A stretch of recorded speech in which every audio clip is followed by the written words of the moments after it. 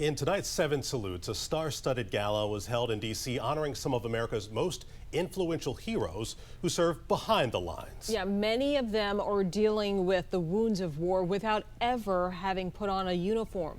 7 News' John Rogers is here now to explain. Yeah, guys, we're talking about caregivers, family members, neighbors, friends, those who provide for service members or veterans who are unable to care for themselves. There are 14.3 million caregivers in this country. Many of them struggle to pay the bills or to put food on the table. So the Elizabeth Dole Foundation spent an evening highlighting their courage. It was a majestic night at the Anthem, where people wore their best and listened to speakers like the chairman of the Joint Chiefs of Staff and acclaimed actor Tom Hanks. But they were not the stars of the show.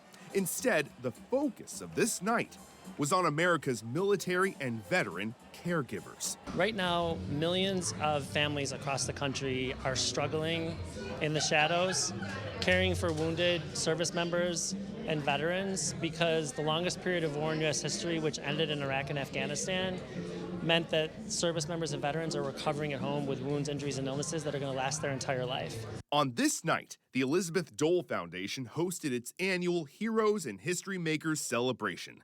It was to pay tribute to these hidden heroes who care for our wounded, ill, or injured service members and veterans. I am caring for my father. He's a veteran, 23 years of the Navy.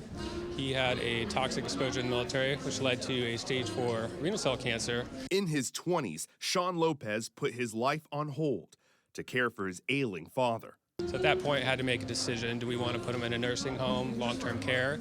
And I just wasn't comfortable with that. So I decided I'm going to step up, I'm going to put my career on hold, and I'm going to help him out however long that was. Studies show many of these caregivers are struggling financially or suffer from depression and mental health issues. So the Elizabeth Dole Foundation provides money and resources to help them.